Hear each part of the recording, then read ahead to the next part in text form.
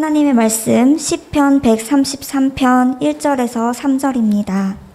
보라, 형제가 연합하여 동거함이 어찌 그리 선하고 아름다운고, 머리에 있는 보배로운 기름이 수염 곧 아론의 수염에 흘러서 그의 옷깃까지 내림 같고, 헐몬의 이슬이 시온의 산들의 내림 같도다. 거기서 여호와께서 복을 명령하셨나니 곧 영생이로다. 아멘. 다윗은 한 여인만 사랑하지 못하고 많은 아내를 두었습니다. 만일 그가 하나님의 뜻이 결혼 언약을 통해 오직 한 여인과 연합하는 것인 줄 분명하게 알았다면 오직 한 아내만 두었을 것입니다.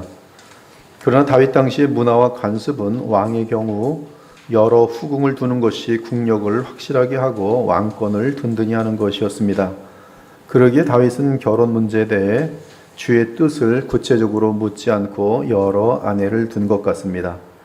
특히 다윗이 범죄를 통해 아내로 얻게 된 바세바의 경우 비록 주의 용서하심 가운데 솔로몬을 얻고 그 이후 다윗의 그 씨로 메시아이신 우리 주 예수께서 오셨지만 그럼에도 다윗이 뿌린 죄악의 씨는 열매를 거두었습니다. 그 열매는 비참할 정도로 다윗의 가정이 분열되고 찢기는 일이었습니다. 그러므로 다윗은 그의 삶 가운데서 가정이 찢기고 신의가 무너지는 사건들을 자기 아들 압살롬을 통해서까지도 체험하게 되면서 진정한 연합, 즉 하나됨의 가치를 더욱 알게 되었습니다. 그리고 성령의 도우심과 계시 가운데 하나님의 자녀들의 참된 연합이 얼마나 아름다운 것이고 선한 것인지를 깨닫게 되었습니다. 한편 시편 120편부터 시작된 성전에 올라가는 노래는 시편 132편에서 여호와 하나님과의 교통을 지극히 사모했던 다윗에게 주어진 하나님의 영원한 언약으로 이어졌습니다. 그 언약은 다윗에게 한 씨가 날 것인데 그 씨를 통해 다윗의 왕권이 이 땅에 영원히 설 것이며 그 나라가 무궁할 것이라는 약속이었습니다. 즉 메시아와 그분의 나라가 다윗의 후손을 통해 올 것이라는 약속이었습니다. 그리고 마침내 독생하신 하나님이 사람으로 오신 그리스도 예수님이 하나님이 다윗에게 하신 영원한 언약의 그 씨였다는 사실이 드러났습니다. 따라서 예수 그리스도는 다윗의 왕권을 영원토록 이으며 그 나라를 이 땅에 완전하게 세울 것입니다. 인류 역사를 향한 하나님의 그 위대한 언약이 담긴 시편 132편 다음 편으로 시편 133편이 나옵니다. 이 시는 예루살렘 성전에서 대제사장을 통해 주 여호와 하나님께 예배를 드린 순례자들이 함께 노래한 찬미입니다. 즉 함께 주 앞에 예배를 드리고 그 예배에 참여했던 모든 주의 백성이 다 함께 부른 노래였던 것입니다. 이에 1절은 보라라고 말합니다. 이는 예배를 함께 드린 주의 백성들이 동일하게 공감하는 체험을 지칭하는 말입니다. 보라, 얼마나 즐거웠던 거, 얼마나 아름다웠던 거, 함께 주 앞에 나아가 주의 영광을 본 우리 모두는 서로 형제된 자들이 아니던가. 시인은 형제라고 말합니다. 어떻게 이 노래를 부르는 자들이 서로 형제입니까? 실제로 예배를 드린 자들 중에는 혈통으로 형제된 자들이 많았을 것입니다. 그러나 그들이 서로 형제된 더 근본적인 이유는 같은 믿음 안에서 하나님과 교통했다는 사실 때문에 그리고 하나님께 나아가 한 예배를 드렸다는 사실 때문입니다. 즉 그들은 동일한 하나님을 예배하였으며 같은 성령 안에서 같은 공감을 가졌던 것입니다. 이에 그들은 동일한 믿음의 공동체이며 동일한 운명의 대가족이기에 서로 형제입니다. 사랑하는 여러분, 형제가 연합하여 동거함보다 더 선하고 아름다운 것은 이 세상에 없습니다. 형제가 연합하여 동거함이 하나님께서 우리를 구원하신 궁극적인 목적입니다. 아마도 같은 신앙을 가진 부부와 가정 정도가 형제의 연합함과 같은 선상에 있을 것입니다. 그러므로 이 땅에서 가장 아름다운 교회의 특징이 있다면 그것은 같은 성삼위 하나님을 예배하며 성령을 체험하는 그리스도의 형제들의 연합과 동거입니다. 한편 1절의 선하다의 원어는 토부입니다. 그 뜻은 창세기 1장에 나오는 것처럼 하나님이 보시기에 좋았다는 뜻입니다. 또한 1절에 아름답다는 원어는 나임인데 하나된 그들에게 유익을 준다는 뜻입니다. 즉 1절은 형제가 연합하여 동거함이 어찌 그리 하나님이 보시기에 좋고 그 형제들 각자에게는 어찌 그리 유익하며 복이 되는가라는 뜻입니다.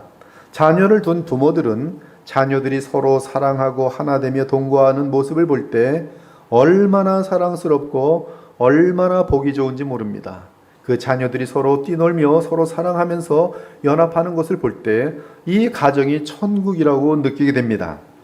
그러한 자녀들의 모습을 볼 때 부모들은 모든 선한 것들을 그들에게 다 쏟아붓고 싶어질 것입니다. 하지만 자녀들이 다투면 우리 부모들은 마음이 많이 상합니다. 이삭이 에서와 야곱이 다투는 것을 보고 서로 죽일 정도가 되는 것을 봤을 때 리브가와 이삭의 마음이 얼마나 찢기고 상하는지 모릅니다. 그러므로 여러분들이 자녀들이 다툴 때는 시편 133편을 보여주면서 얼마나 부모의 마음이 아픈지, 반면에 너희들이 서로 연합하며 동거할 때 얼마나 하나님께는 기쁨이고 또 부모에게 기쁨이 되고 즐겁고 너희들에겐 유익한지, 그리고 너희들이 연합하여 동거할 때 엄마 아빠는 정말 모든 걸 다 쏟아붓고 싶은 마음을 고백하면 아이들이 싸우는 것이 쉽지 않을 거예요. 또한 3절 끝을 보면 형제가 연합하여 동거할 때 여호와께서 복을 명령하셨다고 합니다. 그것이 영생이라고 합니다.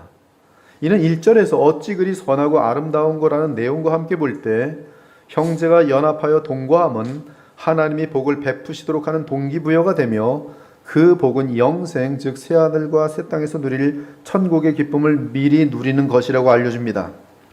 따라서 형제간에 연합된 동거의 삶은 우리 주 예수 그리스도 안에서 하나님께 큰 영광이 되고 하나님은 그러한 공동체와 각 개인에게 복을 부으실 수밖에 없는 것입니다. 그리스도 안에서 연합하는 가정, 그리스도 안에서 연합하는 교회, 그리스도로 인하여 연합하는 그러한 어떤 공동체를 향해 하나님이 얼마나 많은 복과 은혜를 부으시는지 역사는 증거하고 있어요. 지금 미국은 아수라장인데요. 거기에 하나님의 공동체가 참으로 신앙의 자유를 찾아서 이 뉴 잉글랜드에 와서 예배를 중심으로 하여 하나님의 말씀을 철저하게 지키렸던 그 무리가 있었을 때는 하는 일마다 100배, 1000배의 복을 받았어요. 천국이 따로 없었습니다. 서로 분열되지 않고 하나된 곳에, 말씀으로 하나된 곳에, 그리스도로 하나된 곳에, 성령으로 하나된 곳에 하나님께서는 많은 복과 은혜를 부으십니다.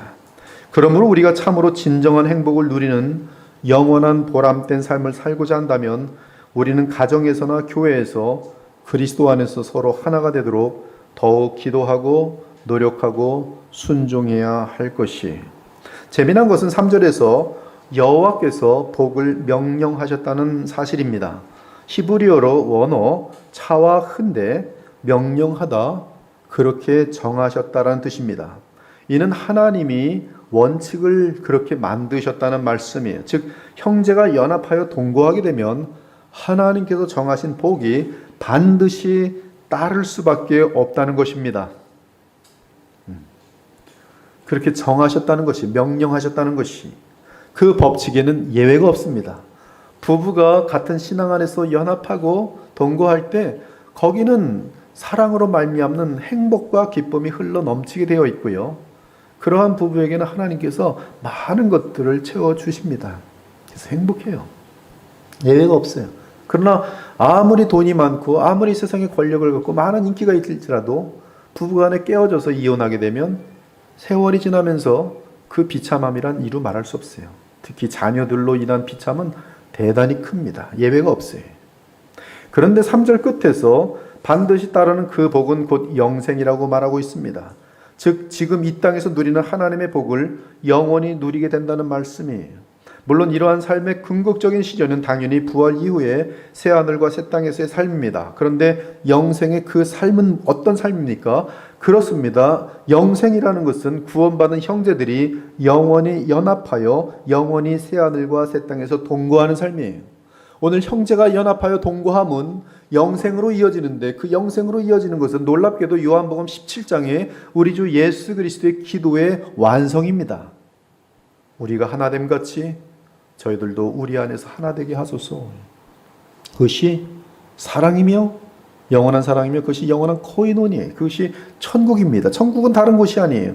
하나님과 교통하는 가운데 그리스도를 머리로 하여 성령으로 완벽하게 충만한 가운데 형제들이 주의 거룩한 보혈로 값주고 사신 형제들이 서로 연합하여 영원히 동거함의 상태가 천국이에요. 천국이에요. 특히 오늘 본문에서 가장 중요한 단어는 개역개정에서 놓치지 않았는데요. 영어 성경들은 놓친 버전들이 있더라고요. 거기서 제일 중요한 단어는 3절에서 거기서예요. 거기서.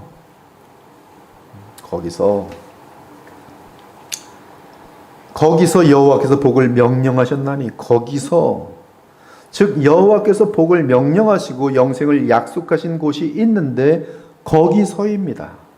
물론 거기서 형제가 연합하고 동거함으로 여호와 하나님의 복을 누리고 영생을 약속받습니다. 즉 연합과 동거함으로 인해 복을 받고 영생을 맛보지만 그 모든 것이 거기서 온다는 것이, 그러기에 거기에 형제의 연합과 동거함의 원천과 근원이 있습니다.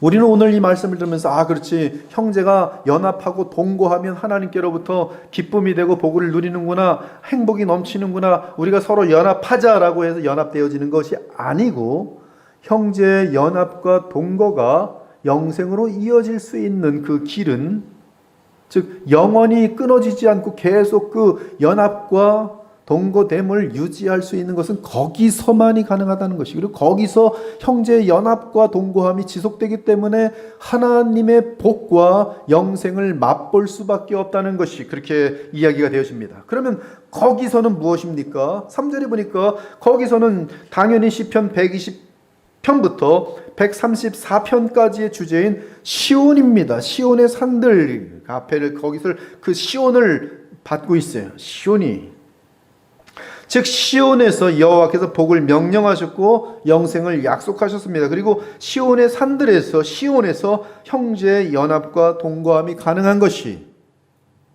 시온에서 있을 때만이 형제의 연합과 동거함이 가능하고, 시온에서 형제들이 연합하고 동거하기에 하나님의 복이 명령되어 그에게 영생의 맛을 누리도록 되었다라는 내용이 3절에 담겨 있는 것이, 그리고 그 내용을 구체적으로 설명하기 위해 시인은, 다윗은 2절과 3절을 성령이 충만함 가운데 노래합니다. 여러분, 이 시는 다윗이 지었지만 그 위에 하나님의 백성들이 계속 불렀을 것이며, 공동체가, 그리고 이 시는 다윗이 성령의 충만함 가운데, 감동 가운데 쓴 글이기 때문에 성령의 시입니다. 우리 주 예수님의 시이기도 해요. 완벽한 시라는 것이, 완벽한 진리란 말씀이에요. 우리 모든 시대의 모든 그리스도인들에게 완벽하게 적용되는 복음의 메시지가 이 시편 133편에 담겨 있어요.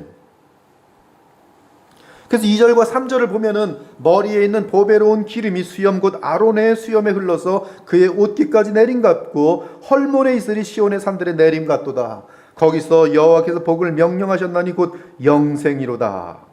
2절과 3절은 형제가 연합하고 동거할 수 있는 근원 또는 바탕을 알려줍니다. 형제가 연합하는 것은 사람의 결단으로 되는 것이 아니, 시인은 형제가 연합할 수 있는 비결 및 근원을 아론의 수염에서 흘러내린 기름과 헤르몬산의 이슬로 비유하고 있습니다. 그것이, 기름과 이슬이 형제의 연합함과 동거함의 비결이, 원천이, 이 두 상징의 공동점은 위로부터 아래로 흐르는 것입니다.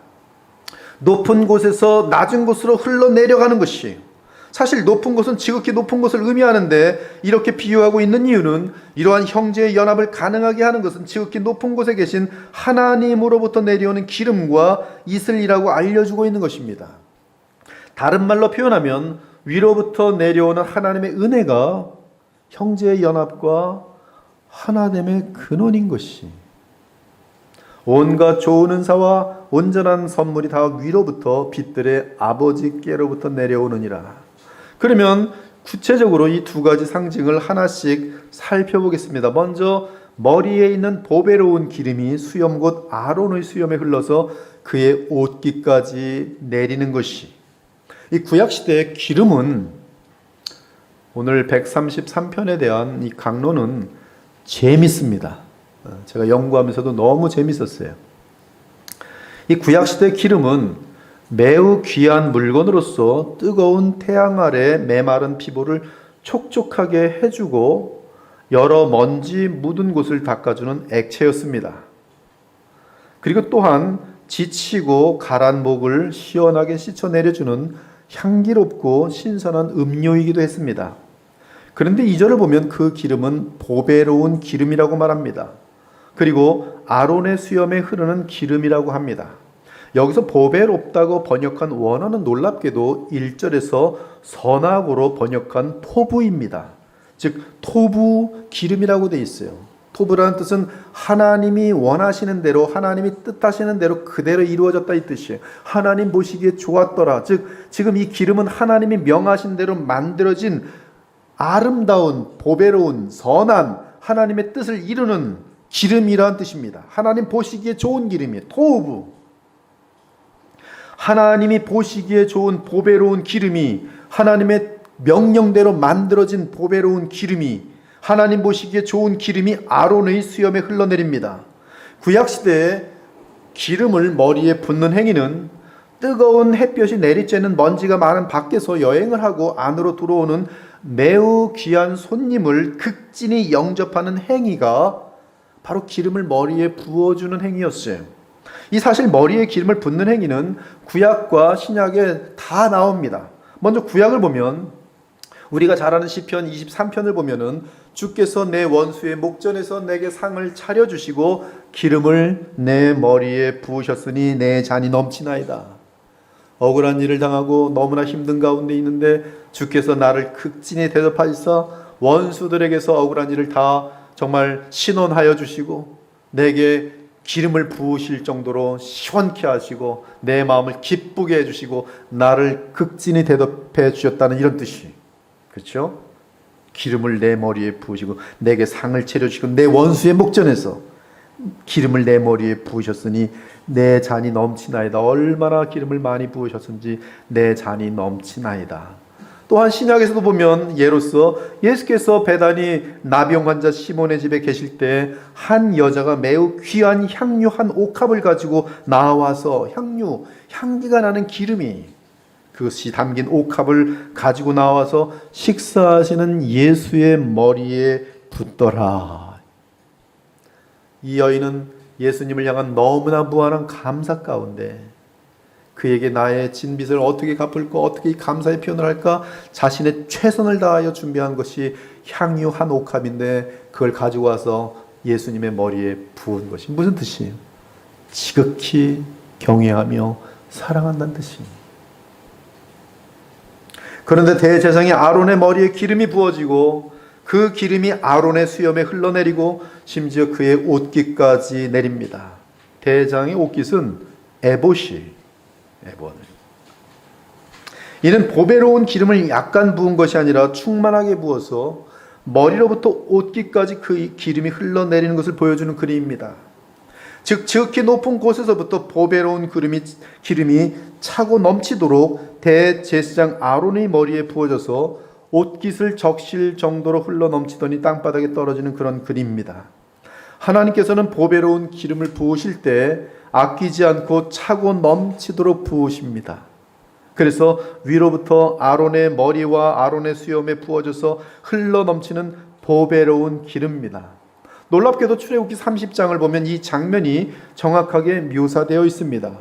여호와께서 모세에게 또 말씀하여 이르시되 너는 상등 향품을 가지되 최고급 향품을 가지되 액체 몰약 500세겔과 그 반수의 향기로운 육개 250세겔과 향기로운 창포 250세겔과 계피 500세겔을 성소의 세겔로 하고 감람 기름 한 인을 가지고 그것으로 거룩한 관유를 만들 때 하나님이 정확히 어떻게 그 기름을 만들어야 되는지를 지시하셨어요. 그리고 그 기름을 거룩한 관유라고 말씀했어요. 향을 제조하는 법대로 향기름을 만들지니 그것이 거룩한 관유가 될지라. 보배로운 기름이에요. 오늘 본문에 거룩한 관유예요. 아무렇게나 만들어진 기름이 아닙니다. 그런데 그 기름으로 너는 회막과 증거궤에 바르고, 여기 바른다는 뜻은 어노인트 한다는 것이에요. 메시아 한다는 뜻이, 히브리 말로 기름을 붓는 것이. 개역에 적은 것을 바른다고 하니까 우리는 이렇게 바르는 거 착각하는데 그것이 아니라 그 모든 그 공신력 있는 영어 버전들은 제대로 번역했는데 붓는 것이고, 향유를. 그것들을 지극히 거룩한 것으로 구별하라. 어노인트에서, 메시아에서 구별하라. 이곳에 접촉하는 모든 것들이 거룩하여지리라. 너는 아론과 그의 아들들에게 기름을 발라, 기름을 발라는 게 아니라 기름을 부어, 머리로부터 기름을 붓는 것이, 그리고 그를 대제사장의 역할을 이제 시작하라고 그의 사명을 주는 장면이에요. 누가? 모세가, 중보자가. 그들을 거룩하게 하고 그들이 내게 제사장 직분을 행하게 하라. 이 어노인트, 메시아예요. 즉 아론에게 부어지는 기름은 지극히 거룩한 관유로서 하나님이 정하신 특별한 재료로 만들어야 하고, 제사장들 외에 다른 사람들에게 이 관유를 붓게 되면 죽게 됩니다. 즉 거룩한 무리들에게 거룩한 기름이 부어지는 것이, 그래서 구약에서는 거룩한 제사장들에게만 보배로운 기름이 부어졌어요. 우린 시편 132편에서 다윗의 씨로 오셔서 다윗의 왕위를 영원히 잇는 그 씨는 다름 아닌 기름 부음 받은 자라는 것을 알 수 있어요. 즉 메시아예요. 그래서 거기서 메시아라는 단어가 나와요. 다윗의 자손 예수요. 이 말은 뭐예요? 메시아, 그 예수요, 그 뜻이에요. 근데 그 다윗의 자손을 이 정확하게 기름 부은 자라고 말해요. 주의 종 다윗을 위하여 주의 기름 부음 받은 자의 얼굴을 외면하지 마소서. 거기서 다윗의 뿔이 나게 할 것이라. 내가 내 기름 부은 자를 위하여 등을 준비하였도다. 내가 그의 원수에게는 수치를 옷 입히고 그에게는 왕관이 빛나게 하리라 하셨도다. 그러므로 아론은 장차 다윗의 씨로 오시는 대제사장 우리 주 예수 그리스도를 예표하고 있습니다. 그분은 기름 부음을 받은 자 곧 메시아예요. 그런데 놀랍게도 그분의 생명, 예수 그리스도의 생명을 받아 거듭난 자들 역시 놀랍게도 왕이며 제사장들이 기름 부음을 받아서 제사장들이 됐어요. 기름 부음을 받아서 왕이 된 자들이. 누가? 예수님의 생명을 받은 여러분들이. 그럼 여러분들은 왜 왕이며 왜 제사장이냔 말이에요. 너희는 왕 같은 제사장들이요. 왕, 기름 받아 왕이 됩니다. 기름 받아 제사장이 됩니다. 예수 그리스도께서 성령으로 여러분을 거듭나게 하시고 성령으로 여러분에게 부으시니 여러분들은 왕이며 제사장들이에요. 이처럼 신약의 성도들은 메시아이신 주께서 보내신 성령으로 부음을 받은 자들로서 성령으로 거듭난 자들입니다. 따라서 그들은 성령의 기름 부음을 받고 거룩하여진 가운데 그 기름이 흘러 넘치게 되는데, 그것이 바로 형제의 연합함과 동거함의 근원인 것이, 기름의 흘러 넘침이 무엇입니까? 그렇습니까? 그렇습니다. 그리스도께서 부으시는 성령으로 충만하여지는 것이, 흘러 넘치는 것이.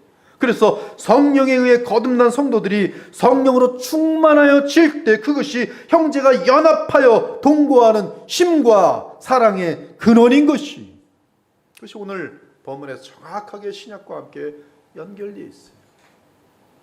우리 공동체가 어떻게 연합하여 동거하며 영원한 영생에 저 영원한 나라까지 이어질 것인가? 바로 그리스도께서 부으시는 성령으로 충만한 상태를 힘쓰는 것이. 사실 그리스도를 머리로 한 주의 백성에게 성령이 충만하게 넘치는 사실에 대해 본문은 아론의 옷깃으로 상징하고 있습니다. 보배로운 기름이 아론의 머리에서 흘러내려 수염에 이르고 또한 그곳에서 흘러내려 옷깃까지 적신다는 것은 우리의 머리 대신 그리스도께서 성령을 무한하게 하나님께로부터 받음이며 받은 그 영을 자기를 머리로 둔 지체들에게 차고 넘치도록 붓는 행위를 상징합니다. 그 이유는 아론의 옷깃은 에봇과 겉옷인데, 에봇을 입기 위해서 이 견대를 차는데요, 견대에 호마노 2개가 있어요. 물론 흉패도 차는데 흉패는 12개의 보석이 있습니다. 12개 보석에 각 지파의 이름이 쓰여 있어요.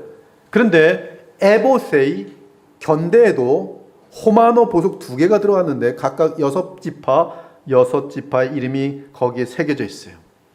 기름이 머리로부터 어노인팅 되는데 수염으로 흘러서 수염이 옆으로 딱 견대로 바로 떨어집니다. 그리고 옷깃을 쫙 적시는 것이, 즉 그리스도 안에서 그리스도와 연합된 그리스도의 자녀들에게 그리스도께서 그의 성령을 부으시는 그림이, 그 성령은 하나님께로부터 무한히 와서 그리스도께서는 그 성령을 우리에게 한량없이 부으시는 그런 그림인 것이, 누구에게?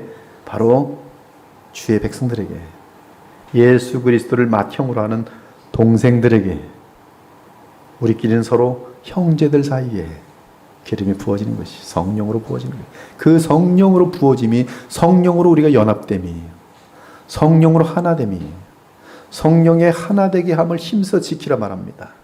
성령으로 연합되고 성령으로 동거하는 것이, 천국은 완전한 무한한 성령으로 주의 백성들이 영원히 연합되고 영원히 성령 안에서 사는 곳이, 온몸이 머리로 말미암아 마디와 힘줄로 공급함을 받고 연합하여, 이때 온몸이 머리로부터 말미암아 마디와 힘줄로 무엇을 공급받습니까? 바로 생명을 공급받지요. 성령을 공급받아요. 그래서 연합하는 거예요. 그러므로 하나님이 자라게 하심으로 자라느니라. 그리스도께서 교회의 머리됨과 같음이니 그가 바로 몸의 구주시니라. 우리는 그 몸의 지체임이라. 즉 지체된 우리가 기름으로 흘러 넘치려면 머리 대신 예수 그리스도를 믿음으로 붙들어야 하는 것이며, 그 머리는 아론의 머리에 기름이 흘러 넘친같이 주의 영으로 무한히 흘러 넘치면서 지체된 우리에게 성령을 부으시는 것이, 그리고 거룩한 기름이 흐를 때 특징은 지극히 아름다운 향기가 사방으로 퍼지는 것입니다. 여러분이 성령으로 충만할 때는 여러분의 말과 생각과 모든 행함들이 하나님 보시기에 선하고 아름다운 향기가 되는 것이, 그래서 성령으로 충만한 사람은 교회 공동체에서 늘 향기로운 냄새가 되고 세상에서도 생명의 냄새가 되어 죽은 사람들을 생명으로 이끄는 역할을 하게 됐어요. 마리아가 향유를 예수께 발에도 붓게 되는데요, 향유 냄새가 집에 가득하더라. 항상 우리를 그리스도 안에서 이기게 하시고 우리로 말미암아 각처에서 그리스도를 아는 냄새를 나타내신 하나님께 감사하노라. 우리는 구원받은 자들에게나 망하는 자들에게나 하나님 앞에서 그리스도의 향기니 생명으로부터 생명에 이르는 냄새라. 한편 에베소 5장과 6장을 보면 오직 성령으로 충만함을 받으라고 말한 바울은 그 열매를 보여주는데, 시와 찬송과 신령한 노래들로 서로 화답하며 너희의 마음으로 주께 노래하며 찬송하며 범사의 우리 주 예수 그리스도 이름으로 항상 아버지 하나님께 감사하는 현상이 나타납니다. 성령의 충만함을 입게 될 때, 그리스도를 믿음으로 말미암아 그리스도께 철저하게 그의 지시를 따를 때 그리스도께서는 우리를 기뻐하시사 주의 성령을 부으시는데, 그 충만함 가운데 나타나는 것은 감사하는 현상들, 막 찬미하는 현상들이. 그런데 거기서 끝나지 않고 성령의 충만함은 놀랍게도 공동체를 하나 되게 만들어요. 두 가지 현상이 나타나는데, 성령이 충만할 때는 질서, 하나님이 정하신 권위 질서가 그대로 회복돼요. 그래서 이 에베소 5장과 6장을 보면 성령이 충만한 가운데 먼저 부부들 사이에 아내는 남편에게 순종하는 거예요. 왜? 성령으로 충만한 아내는 성령의 뜻은 예수 그리스도를 순종케 해요. 성령의 뜻은 예수 그리스도를 머리로 하게 합니다. 그리고 예수 그리스도를 머리로 하는 자들은 하나님과 교통하게 돼 있어요. 성령을 부으시는데 성령으로 충만한 자들은 예수 그리스도의 지시를 따르게 되는데, 예수 그리스도의 지시는 뭐냐면 교회가 예수 그리스도를 머리로 함과 같이 아내들은 남편을 머리로 하는 것이, 남편에게 순종하는 것이, 더 강력한 표현이 사실 복종하라예요. 자기를 부인하고 여인들이 남편을 순종하는 것은 의지력만 가지고 안 됩니다. 의지력 가지고는 그 다음에 바뀌어요. 그리고 어제 당신한테 순종했는데 제대로 안 하는 거니까 집은 안 되겠어, 이렇게 이상한 데로 빠져요. 그러나 하나님을 의식하고 성령으로 충만할 때는 자기를 부인하는 가운데 하나님의 권위 질서 속에서 항상 그 자리를 유지해요. 남편이 어떠하든 상관없이 남편을 주의 뜻을 거스르지 않는 한 순종하는 것이. 근데 그것이 무엇을 이루는가? 연합함을 이루어요. 천국을 이루어요. 남편들은 자신을 희생하면서 아내를 사랑하게 돼 있어요. 거기서 끝나지 않고 자녀와 부모의 관계, 또 교회에서의 관계, 사회에서의 성도들의 역할들, 빛과 소금의 역할들, 그들이 있는 곳에서 감히 썩질 못해요. 세상이 그들이 있는 곳에서 감히 어둠이 설치지를 못해요. 그것이 성령으로 충만한 자들로 인하여 나타나는 가정과 교회와 또 교회 여러 그 신앙 공동체들과 심지어 세상에까지 나타나는 현상들이에요. 그것을 요약하면 사랑과 질서가 나타나는데 그것이 무엇을 이루어요? 연합을 이루어요. 연합. 그 연합을 이루는 힘이 무엇인가? 성령이. 여러분, 성령은 무슨 눈 돌아가고 무슨 체험하고 그런 게 아닙니다. 주의 말씀에 따라서 순종할 수 있는 힘이 내 안에 생겨서 내 자존심이나 이런 것들을 다 내려놓고 주의 말씀에 순종해 보았더니 순종할 수 있는 힘이 성령의 힘이죠. 놀랍게도 거기에 천국이 만들어지는 거예요. 정말 약속이 이루어지는 것이. 그러면 하나님의 권위 질서에 따라 그리스도를 경외함으로 피차 복종하라고 말하고 있어요. 이러한 성령의 충만함으로 인한 하나됨은 불신자들에게는 가능하지 않습니다. 그 이유는 오직 이러한 형제의 연합은 오직 거룩한 성령에 의한 하나됨이기 때문이. 아무튼 3절에 거기서가 가리키는 것은 2절에서 볼 때는 우리의 영원한 대제사장 예수 그리스도입니다. 근본적으로, 궁극적으로. 그분을 믿고 의지하는 주의 자녀들은 서로 형제이며 그 형제들이 서로 연합하여 동거하는 것이 가능한 것은 그들의 머리이신 예수 그리스도로부터 흘러 넘쳐 내려오는 성령의 충만함 때문입니다.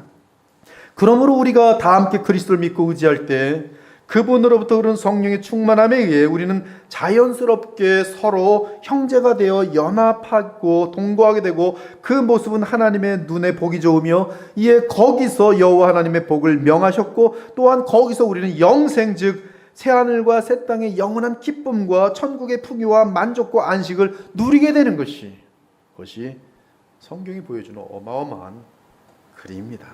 그래서 우리는 예수 그리스도를 믿는 것이 그토록 엄청난 복이요. 예수님을 믿는 것이 모든 하나님의 지혜와 복이 그 안에 다 담겨 있는 것이 그 중에 최고의 복이 무엇인가? 예수 그리스도를 믿을 때 성령의 충만함을 얻는 그 비결이. 사랑하는 여러분, 하나님은 죽기까지 순종하신 예수 그리스도께 무한한 성령을 부으시고 나아가 그에게 성령을 부으실 권한을 주셨어요. 그래서 예수님은 성령으로 한량없이 부어진 메시아이고 또한 그는 메시아이기 때문에 자기에게 속한 옥깃들에게 메시아 하세요. 뭘 메시아 하세요? 불과 성령으로 세례를 부으세요. 세례를 준다는 것이 메시아 개념으로 연결됩니다. 그는 불과 성령으로 너에게 세례를 베푸실 것이요. 예수님은 성령으로 세례를 베푸세요. 누구에게? 믿는 자들에게. 이에 누구든지 주를 믿는 자마다 성령으로 차고 넘치게 되는 거예요. 나를 믿는 자는 성경의 이름과 같이 그 배에서 생수의 강이 흘러나오리라 하시니 이는 그를 믿는 자들이 받을 성령을 가리켜 말씀하신 것이라. 그리고 부활 승천하신 영광의 주께서 보내신 성령께서 그 성령이 자신의 임의대로 교회의 은사를 나눠주시는데 그 은사를 그리스도를 머리로 하여 철저하게 순종하면서 사용하게 될 때 교회는 말로 다 표현할 수 없을 정도로 풍성하고 재밌고 기쁜 것이에요. 여러분, 우리가 다양하기 때문에 얼마나 재밌는지 몰라요. 전 지금도 저희 아내가 신비롭습니다. 도대체 이해가 안 가요. 끝까지 신비로워요. 근데 그 신비로움이 사랑 안에서 질서 안에서 천국을 만들어주는 것이에요. 근데 둘이서도 그렇게 서로 평생 살아도 모르겠는데 이 정말 사람들이 모여가지고 하나님의 백성들이 서로 살아갈 때 성령 안에서 주시는 그 하늘의 이 성령의 은사는 승리자가 나눠주시는 거예요. 그 에베소 4장에 보면 그리스도께서 승리하셔서 부활 승천하셔서 이 모든 이 노량물들을 악한 자들로부터 뺏어온 노량물들, 어둠에서 뺏어온 모든 것 다 주 하나님 것이죠. 그것으로 쫙 부으시는 게 성령의 은사예요. 그 성령의 은사를 여러분들이 각각 다르게 갖고 있어요. 그리고 그것으로 주님을 머리로 하여 사랑으로 섬길 때, 사랑이 제일 중요하죠. 사랑으로 섬길 때 오히려 서로 다른 은사들은 어마어마한 축복이 돼요. 풍성한 것이에요. 형제의 연합함, 동거함 얼마나 아름다운지 몰라요. 이제 다윗은 3절에 또 다른 비유를 둡니다. 헐몬의 이슬이 시온의 산들에 내림 같도다. 시편 133편에서도 가장 중요한 단어는 시온입니다. 3절에서 언급한 시온의 산들은 솔로몬 왕 이후로 예루살렘 성과 함께 사용되는데 그 이유는 하나님의 임재를 상징하는 언약궤가 다윗의 시온산에서 솔로몬의 예루살렘 성으로 옮겨졌기 때문입니다. 그러므로 시온의 산들은 예루살렘 산들이며 그곳에 오르난의 타작마장도 있고 아브라함이 이삭을 바친 모리아산도 있습니다. 그리고 언약궤가 있던 곳이 처음에는 시온산성이고 그 모리아산이 되었는데 그곳에 성전이 세워진 후로는 하나님의 임재를 상징하는 언약궤 때문에 예루살렘 성은 시온산이라고 불리기도 합니다. 우리가 다룬 시편 120편부터 시편 134편까지는 순례자의 노래에서 가장 중요한 단어가 하나 있는데 그것은 시온입니다. 그 이유는 시온산은 예루살렘 성전과 연관되면서 하나님이 자기 백성을 만나는 장소가 되었기 때문입니다. 물론 그곳에 언약궤가 있어야 하면 당연합니다. 순례자들은 그곳에서 하나님께 예배를 드렸습니다. 오늘도 마찬가지. 그리고 예배를 드린 후에는 동일한 성령의 충만을 맛보며 서로 사랑하고 하나가 되었습니다. 그리고 그러한 주의 백성들에게 하나님은 한없는 복을 부어주시고 천국을 누리게 하셨어요. 그런데 3절에 또 다른 산이 나옵니다. 시온산 말고. 그것은 헐몬산이에요. 개역개정을 보니까 다른 데는 개역개정 내에서도 헤르몬산이라고 썼어요. 근데 여기만 헐몬이라고 돼 있더라고요. 같이 동일하게 헤르몬이라고 했으면 좀 좋았을 뻔했어요. 이제 헤르몬산입니다. 뭐 전부 다 헐몬이라고 하든지 뭐 전부 뭐 헐몬, 헤르몬이나 둘 중에 하나로 해야 되는데 여기만 헐몬이라고 다른 데는 또 헤르몬산에서 뭐 어쩌고저쩌고 돼 있더라고요. 하여튼 여기는 헤르몬산이에요. 이 헤르몬산은 팔레스틴 북쪽, 즉 가나안 땅의 북쪽과 수리아, 아람 지파가 있는 그 수리아에 있는 레바논 산맥에서 가장 높은 산으로서 해발 2850m입니다. 이 헤르몬산 꼭대기는 사계절 내내 눈으로 덮여 있습니다. 그곳에서 노가 흐르는 물은 갈릴리 호수와 요단강의 주요 수원을 이룹니다. 그것이 갈릴리와 요단강이 흐르는 강의 근원이 헤르몬산의 이슬들이에요. 그래서 헤르몬산 기슭은 여름이 되면 푸른 나무들로 아주 가득 찹니다. 열매들도 풍성해요. 특히 본문에서 특이한 단어는 이슬입니다. 히브리 단어로 탈이라고 하는데 이 이슬의 특징은 새로운 것이 새로워요. 굉장히 신선합니다. 그리고 스며들어요. 이슬끼리는 서로 붙기만 하면 덩치가 커지면 스며듭니다. 그리고 이슬이 서로 뭉치면서 물이 되어 흘러내립니다. 물론 이슬 역시 물과 연결되면서 생수를 의미하며 이에 그 강은 생수의 강입니다. 그래서 이 생수의 강이기 때문에 이삭은 장자의 권한, 즉 메시아의 라인으로 이어지는 유다 지파에서 오는 그 메시아거든요. 창세기 49장에 보면. 그래서 아브라함과 이삭과 야곱으로 이어지는 그 라인 속에서 이 어마어마한 하나님의 경륜을 업신여기는 에서 장자권을 팔아먹잖아요. 근데 성경에 뭐라고 돼 있어? 그는 장자권을 멸시하였더라. 우습게 여겼더라. 야곱은 장자권을 소중히 여기고 하여튼 속여가지고 팥죽 팔아가지고 사잖아요. 근데 또 마지막 순간에도 속여가지고 또 야곱이 그걸 싹 이삭이 신나게 복을 받고 도망가버리고 멋모르고 또 에서 들어오는데 그때 이삭이 부르르 떱니다. 방금 전에 왔던 사람은 누구냐? 너는 누구냐? 그리고 나서 뭐라고 하는 자세 에서에게 나는 너에게 부을 복이 없다. 에서가 막 조르죠. 부어주세요. 왜 제만 줘요? 저 죽일 놈 내가 이제 가만두지 않을 겁니다. 부어주세요. 이때 이삭이 에서에게 복을 베풀지 못하는 것을 특히 이 땅에서의 복이 아니라 영원한 하나님 나라의 복을 부을 수 없는 것을 이렇게 표현해요. 내 주소는 하늘 이슬에서 멀 것이며. 여러분 에서의 권력은 야곱보다 훨씬 셌어요. 야곱은 에서를 만날 때 나중에 400명을 끌고 오는 에서 앞에서 덜덜덜 분이엘 앞에서 그 체험이 있잖아요. 그날 죽는 날이었어요. 즉 세상적인 힘으로는 야곱이 에서를 못 쫓아가요. 지금 세상적인 복을 얘기하는 게 아니에요. 하늘의 복. 하늘 이슬에서 너는 멀 것이다. 하늘 이슬. 지금 헤르몬산에 그 헤르몬산의 이슬은 지금 하늘 이슬과 연결돼 있어요. 반면 시온산은 대략 해발 한 730m밖에 되지 않습니다. 그래서 시온산은 이슬이 많지 않아요. 사계절 전반적으로 비와 습기가 부족합니다. 그리고 헤르몬산과 시온산의 거리는 약 360km 정도가 되는데요. 그런데 헤르몬산의 이슬이 서로 합쳐져서 물이 되어 흘러내려 시온산까지 내려오는 것이 흘러내려서 2절과 3절에서 동사가 사용되는데 동일한 동사 야라드가 쓰이고 있어요. 즉 위로부터 아래로 흘러내린다는 개념입니다. 하나님의 복이 위로부터 아래로 흘러내리고 기름이 위로부터 아래로 흘러내리고 생명이 위로부터 아래로 흘러내리고 이슬이 위로부터 아래로 흘러내립니다. 그런데 그 채널에 있어서 기름은 대제사장 아론이고 이슬은 강이 그 채널로 되어 흘러내립니다. 이렇게 위로부터 받는 복과 생명과 기름과 이슬이 없이는 우리 인간은 죽음밖에 없고 항상 지친 상태이며 냄새가 더럽고 물이 없어서 열매를 맺지 못합니다. 사랑하는 여러분, 구약에서 이 생명수의 흘러 넘침을 말하는데 그것은 신약에서 정확히 요한복음 7장에 보면 성령의 생수의 강을 정확히 이것이 실현 구현 성취가 되는 것을 우리 발견할 수 있어요. 에스겔서 47장에 보니까 그가 나를 데리고 성전문에 이르니, 성전문, 하나님을 만나는 그곳이 성전의 양면이 동쪽을 향하였는데 그 문지가 밑으로 물이 나와 동쪽으로 흐르다가 성전 오른쪽 제단 남쪽으로 흘러내리더라. 그가 또 나를 데리고 북문으로 나가서 바깥길로 꺾여 동쪽을 향한 바깥문에 이르시기로 본즉 물이 그 오른쪽에서 스며 나오더라. 들이 성전에서부터 오른쪽으로 스며 나오기 시작해요. 물이. 그 사람이 손에 줄을 잡고 동쪽으로 나아가며 천척을 측량한 후에 내게 그 물을 건너게 하시니 물이 발목에 오르더니 다시 천척을 측량하고 내게 물을 건너게 하시니 물이 무릎에 오르고 다시 천척을 측량하고 내게 물을 건너게 하시니 물이 허리에 오르고 다시 천척을 측량하시니 물이 내가 건너지 못할 강이 된지라. 그 물이 가득하여 헤엄칠 만한 물이요 사람이 능히 건너지 못할 강이더라. 그가 내게 이르시되 인자야 내가 이것을 보았느냐 하시고 나를 인도하여 강가로 돌아가게 하시기로 내가 돌아가니 강 좌우편에 나무가 심이 많더라. 왜요?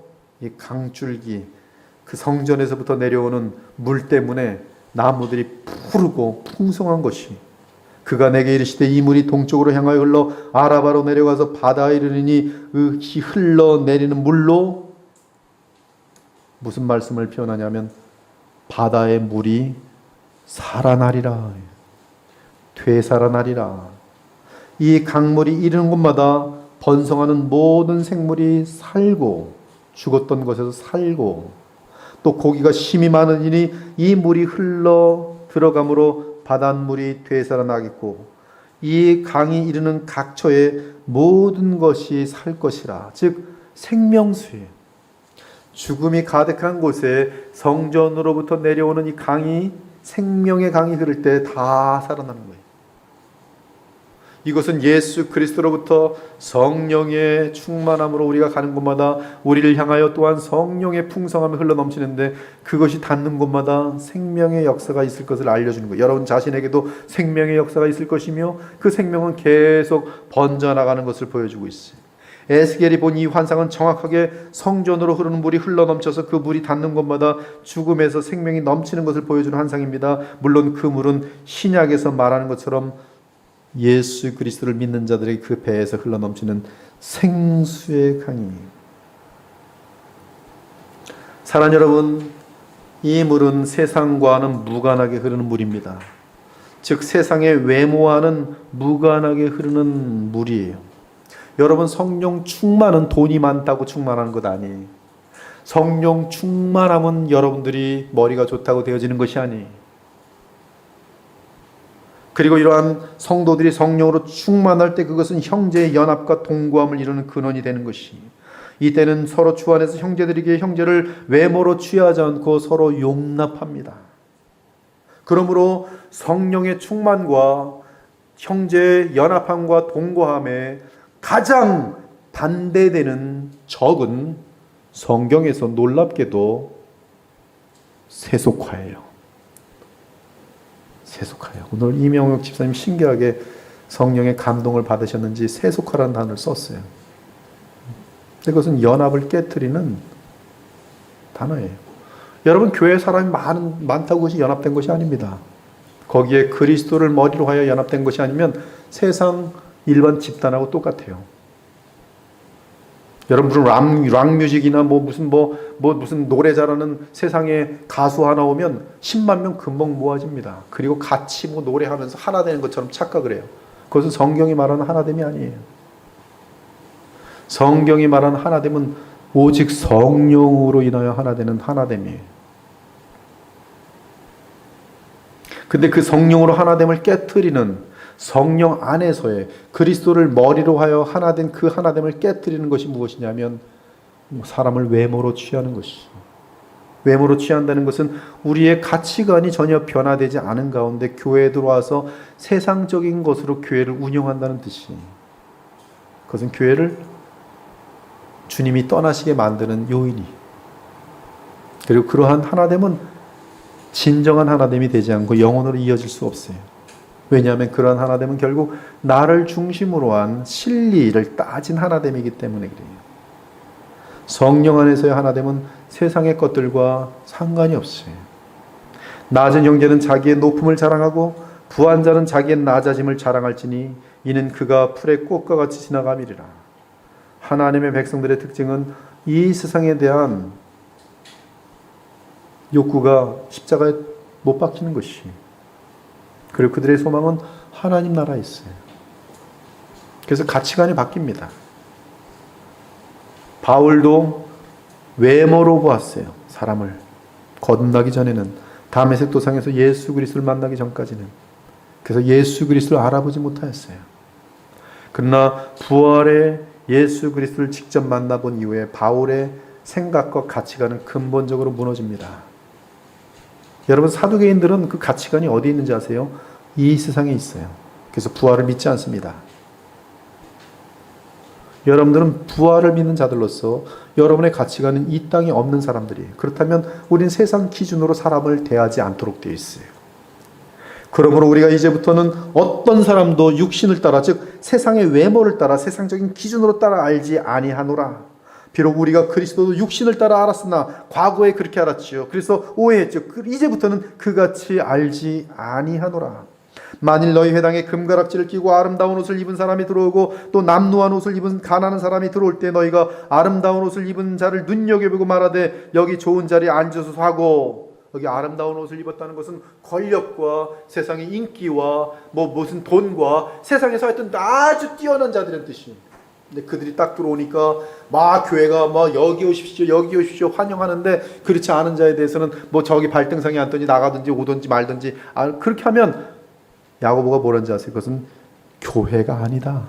참 믿음이 아니다. 그것은 죄다. 그것은 성령 안에서의 연합이 될 수가 없는 그러한 뭐라고 할까? 이거는 그냥 단체, 조직이에요.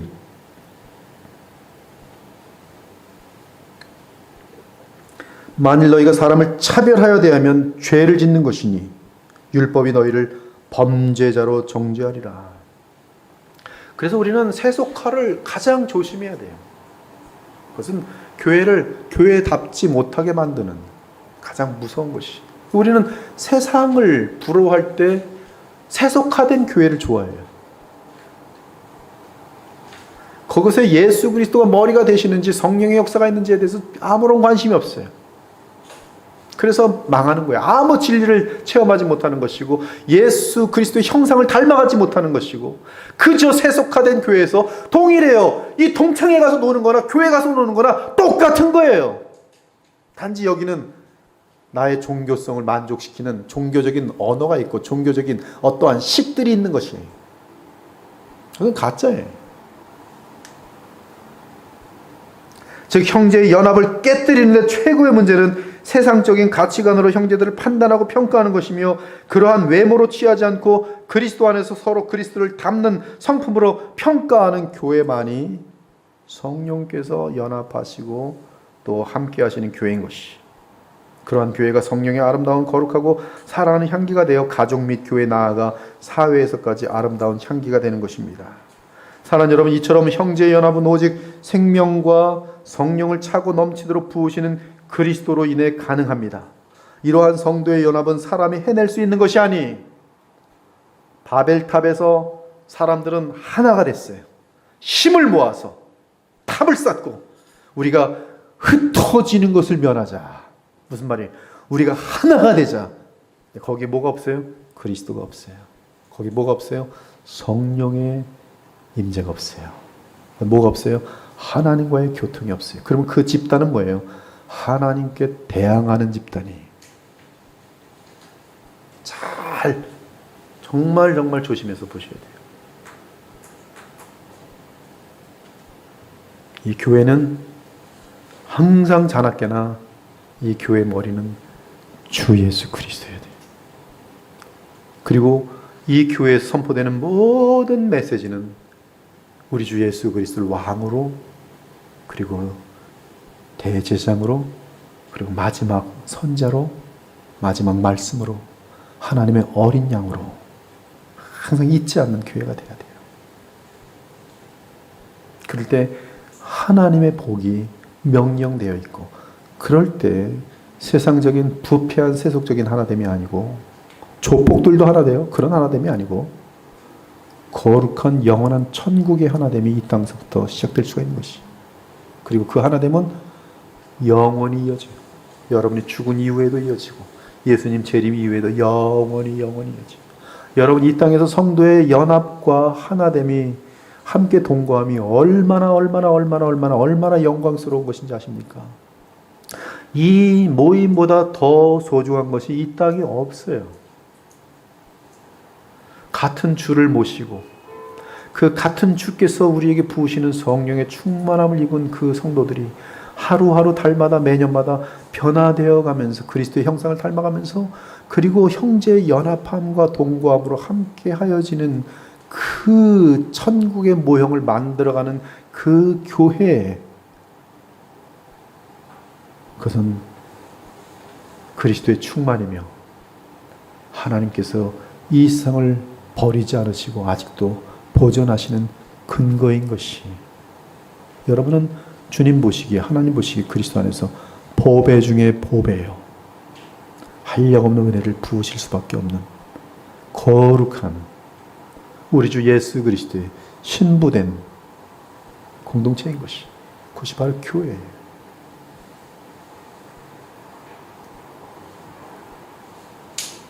이처럼 형제연합은 오직 생명과 성령을 차고 넘치도록 부으시는 그리스도로 인해 가능합니다.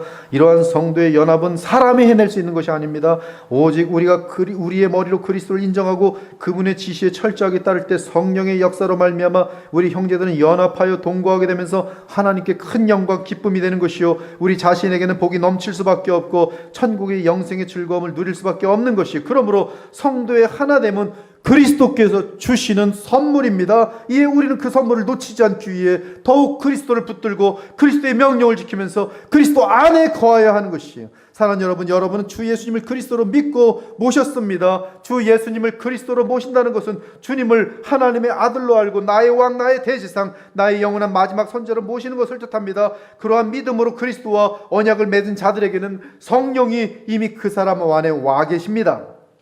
여러분들은 그러한 믿음으로 예수님을 영접했습니다. 따라서 여러분은 거듭난 사람으로 입증되었어요.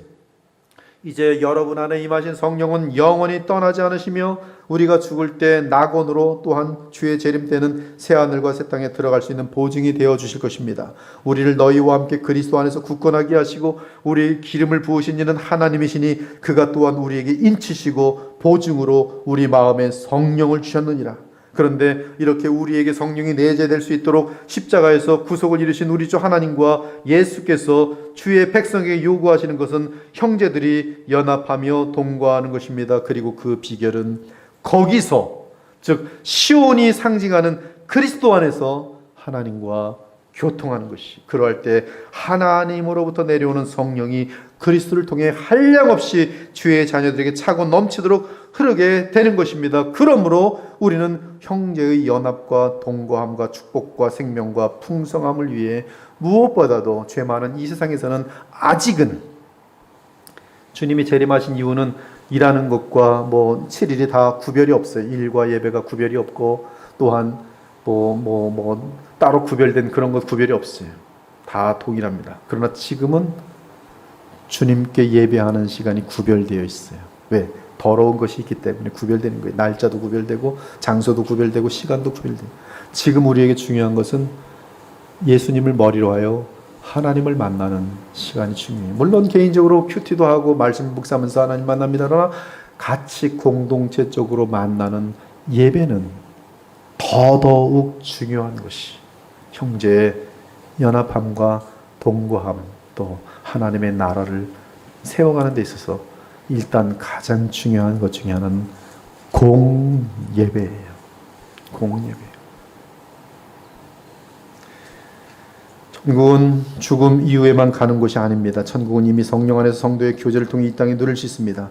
그것이 바로 오늘 시편 133편이 가르치는 교훈이, 오늘 이 말씀을 받은 우리 모든 지체가 믿음과 순종으로 십자가에서 죽임 당하시고 부활 승천하신 하나님의 어린 양 그리스도 예수 안에 거함으로 성령의 충만함을 입고 항상 형제들 사이에 연합하고 동거함으로 하나님의 기쁨과 영광이 되고 이 땅에 사는 동안 복과 생명과 확신과 기쁨으로 무한하게 차고 넘치는 주의 자녀들, 주의 형제들이 되시기를 우리 주 예수 그리스도의 이름으로 축원합니다. 아멘. 기도 올리겠어요. 하나님, 오늘 말씀이 사랑하는 주의 자녀들의 마음속에 깊게 새겨져서 단 한순간도 예수님을 놓치지 않게 하시고 그리스도와 연합하여 믿음으로 살아가는 거룩한 주의 자녀들이 되어서 하나님께로부터 그리스도를 통하여 우리에게 부어시는 성령의 충만함을 계속 이어가는데, 그러므로 더욱더 형제간에 연합하게 되고 그러므로 더욱더 함께 동거하면서 천국에서 영원히 맛볼 그 기쁨과 환희와 사랑과 코이노니아를 이 땅에서도 미리 맛보며 누리며 천국을 준비하고 하나님의 나라를 세워가는 거룩한 주의 백성들이 다 되게 하여 주옵소서. 우리를 즐거워하신 하나님의 기쁨이 우리의 삶 가운데 주님의 미소를 많이 보면서 주께서 우리를 기뻐하시는구나, 주께서 우리 교회를 기뻐하시는구나, 주께서 우리 가정을 너무나 기뻐하셔서 이렇게 풍성히 채우시는구나 라고 노래하며 항상 천국을 앙망하고 우리 주 예수님을 만나 뵐 날을 그리며 살아갈 수 있는 하나님의 자녀들이 되게 하여 주시옵소서. 살아계신 우리 주 예수 그리스도의 이름으로 기도 올려옵나이다. 아멘.